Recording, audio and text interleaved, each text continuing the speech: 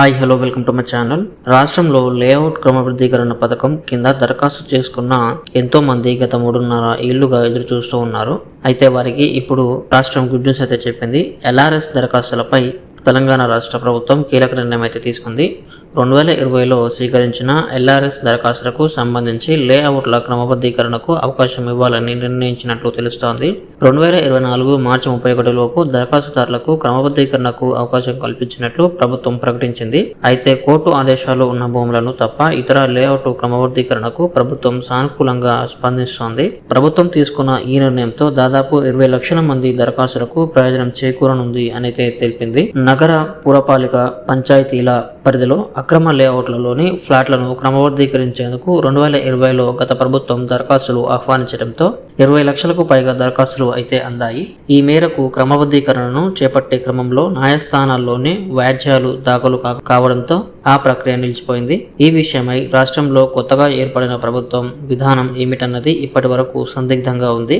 ఈ తాజా ప్రకటనతో దరఖాస్తుదారులకు ఊరట లభించినట్లయింది.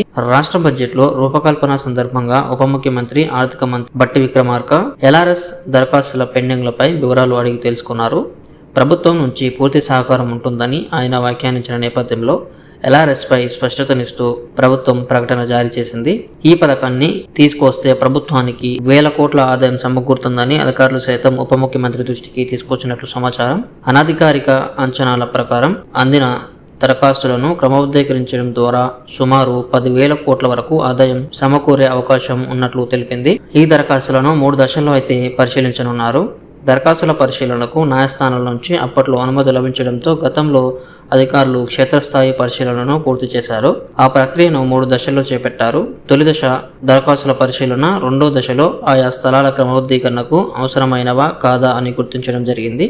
అర్హతలు ఉన్నట్లు భావిస్తే సిఫారసు చేయడం. మూడో దశలో సంబంధిత అధికారి నిబంధనల మేరకు ఫీజులు చెల్లించాలంటూ నోటీసులు జారీకి అనుమతించింది. ఈ మేరకు పెద్ద సంఖ్యలో దరఖాస్తులకు నోటీసులు జారీ చేశారు. 2020లో కేవలం 1000 చెల్లించి దరఖాస్తు చేసుకున్నారు. కానీ నోటీసులు అందుకున్న వారు అయోమయంలో ఉన్నారు. క్రమబద్ధీకరణకు ఛార్జీలు చూసుకున్నట్లయితే చదరపు గజం 3,000 కంటే తక్కువ ఉన్న సబ్ రిజిస్ట్రార్ విలువ 20% ఉంటుంది.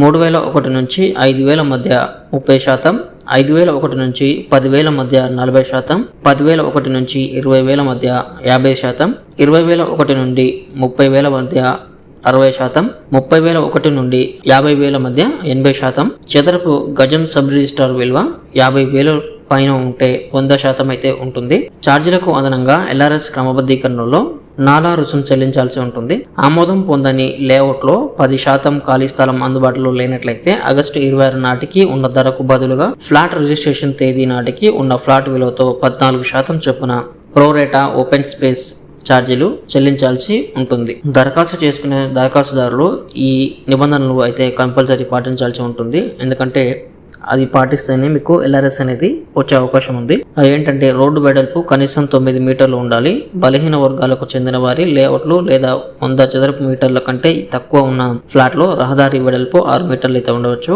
అవసరమైన రహదారి వెడల్పు అందుబాటులో లేకపోతే రెండు వైపులా సమానంగా వెడల్పు చేయడానికి అవసరమైన భూమి అయితే ఉండాలి. ల్యాండ్ సీలింగ్ చట్టాలు, భూ వివాదాలు లేదా టైటిల్, సరిహద్దు వివాదాలు, కోర్టు వ్యవహారాలు ఉంటే లేఅవుట్లో క్రమబద్ధీకరణ చేయబడవు. అసైన్డ్ భూములకు సంబంధించి జిల్లా కలెక్టర్ నుంచి ముందస్తు అనుమతి తీసుకోవాల్సి ఉంటుంది.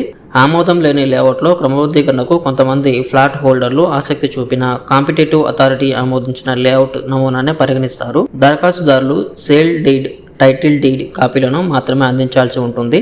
అమ్మిన వారి ఒప్పందం లేదా లీగల్ నోటరీని పరిగణించారు. నీటి వనరులకు సంబంధించిన చెరువు, కుంట, శిఖం భూముల్లో లేఅవుట్లను క్రమబద్ధీకరించరు. నీటి వనరులు ఉన్న ప్రాంతాన్ని గ్రీన్ బఫర్ జోన్ గా నిర్ణయిస్తారు. 10 హెక్టార్లు అంతకంటే ఎక్కువ విస్తీర్ణంలో లేఅవుట్లు నది ప్రవాహం సరస్సుల సరిహద్దు నుంచి 30 మీటర్లు అయితే ఉండాలి. కాల్వ సరిహద్దుల నుంచి 9 మీటర్లు ఉండాలి. నాలా లేదా మురికి నీటి కాల్వ నుంచి 2 మీటర్ల వరకు అయితే ఉండాల్సి ఉంటుంది. సో ఇది ఫ్రెండ్స్ ఈరోజు వీడియో. మీకు నచ్చినట్లయితే లైక్ చేయండి, అలాగే మన ఛానల్కి సబ్స్క్రైబ్ అవ్వండి. Thank you friends.